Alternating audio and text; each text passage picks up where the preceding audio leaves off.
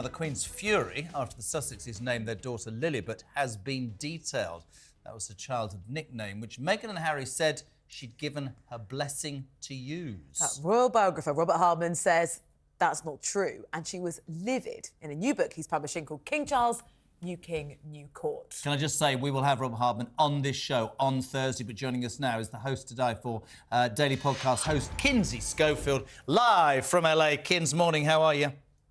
Oh, I can't wait to watch Thursday. That's a big scoop. Congratulations. Thank you. I know they're in the gallery, they'll all go, the old man worked for the royal family for 40 years, and I absolutely never believed for a moment that she'd given her blessing to use Lilibet.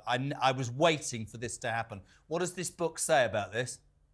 That's right. Hardman reports that the late Queen Elizabeth was, quote unquote, infuriated by the Sussexes' claim that she had given her blessing for their youngest child to be named Lilibet. As you said, it was an intimate nickname given to her when she was just a little girl. One member of her staff says that Queen Elizabeth was as angry as I'd ever seen her in response to Prince Harry's public insistence that the pair had her support. This esteemed royal author even claims that Harry and Meghan put pressure on the palace to publicly side with them, and the palace refused to oblige. They just weren't going to go along with that. Also of note, Hardman writes that despite Harry and Meghan legally threatening media outlets, including BBC, over false and defamatory reports, that they never went through with that. So while Harry and Meghan were emailing through their attorneys, people like BBC threatening them with lawsuits over this false and defamatory report that they didn't have the Queen's permission, nothing ever came to fruition. Kinsey, you wonder what actually went on here? What kind of conversations took place? Because it feels, from Harry and Meghan's perspective, such a mess to use the name without really the proper permission, to then have their child caught up in this whole saga. What do you think they actually wanted? I'm wondering if the initial phone call said, we're going to name our daughter after you, do you mind? And there weren't specifics about the name because, as we know, Harry and Meghan are incredibly secretive. I remember we found out that Archie was born hours after that. We heard that she was in labor with Archie, and then we found out she'd actually had him hours ago. So they're so secretive when it comes to their children, who we hardly ever see. Perhaps the initial phone call was, Kids, can I jump in? I don't have a problem with that, actually. I'm going to defend Harry and Meghan. I don't have any problem with them being private about their kids. Just go back to Elizabeth. You're probably absolutely spot on. They probably, or she would have thought through advisors, they were going to call the child Elizabeth. Do you know the origins of Lilibet? Do you know where it came from?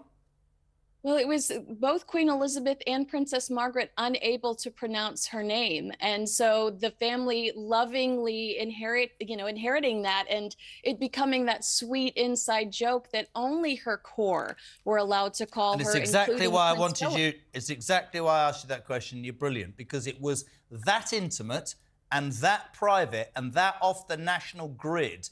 I absolutely guarantee she'd have gone nuts. There is no way. And then, of course, Rosie, it's fair enough to say there's another example of you disrespecting our monarch of 70 years, the amazing Elizabeth. You've done it again, guys, haven't you?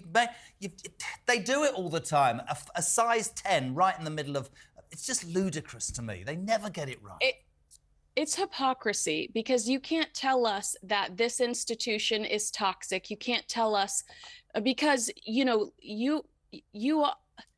Queen Elizabeth was the leadership, and Queen Elizabeth was the focal point of the family. She represented the family entirely. So to tell the world that this was such a toxic institution, that was even racist, that they were bullies to Meghan and Harry, and that they didn't feel welcome there, then to go name your child after Queen Elizabeth, the head of this institution that you have really tried to villainize to the entire world, it doesn't make sense to any person that really sits down and thinks about it. Kinsey, what we're seeing is language that we don't associate with the Queen at all. The story says that Queen Elizabeth was livid.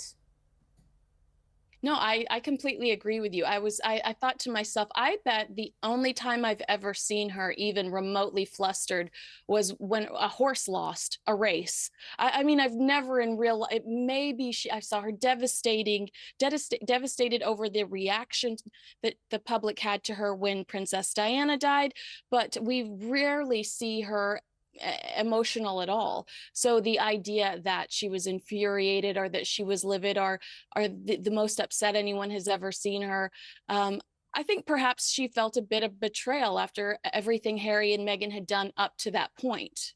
I think she was very sweet on her two grandsons, but it's not our business. I mean, they're our royal family, but I suspect she died, although we read peacefully. And as I say, Robert Hardman on this show on Thursday, very upset about what's gone on, to be fair, because you absolutely make a great point. If you're going to criticise everything to do with the British monarchy, why would you name your daughter after the woman who's headed that? Kins, thank you so much. Really good to have you on as ever.